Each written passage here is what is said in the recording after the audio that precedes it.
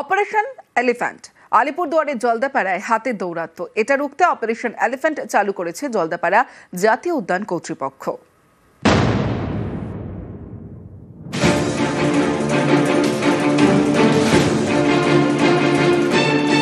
আলিপুরদুয়ারের জলদাপাড়া হাতির খানা রুখতে এখানে অপারেশন এলিফ্যান্ট চালু করেছে জাতীয় উদ্যান কর্তৃপক্ষ।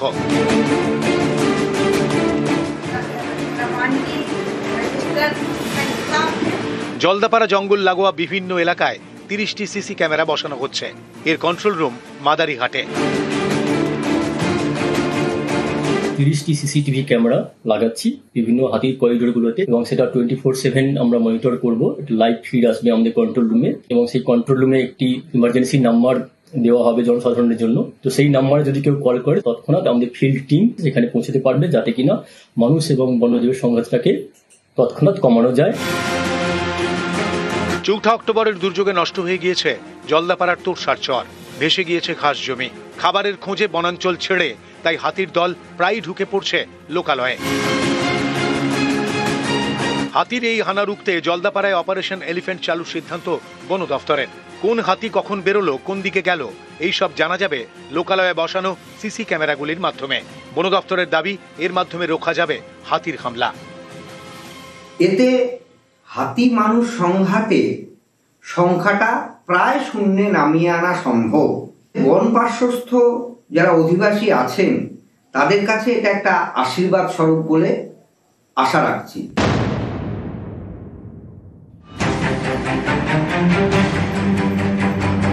আলিপুরদুয়ারের কুমারগ্রাম শনিবার এখানকার বক্সা টাইগার রিজার্ভ লাগোয়া লেফরাগুড়ি বনবস্তি এলাকায় হাতির খানায় এক ব্যক্তির মৃত্যু হয়।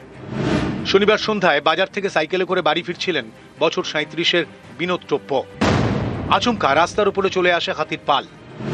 একটি হাতি তেড়ে গিয়ে বিনোদ টোপ্পর বুকে সুর দিয়ে আঘাত করে। বিনোদ সাইকেল থেকে পড়ে যান, বুকে রক্তক্ষরণ হয়। স্থানীয় হাসপাতালে নিয়ে যাওয়ার পথেই মারা যান।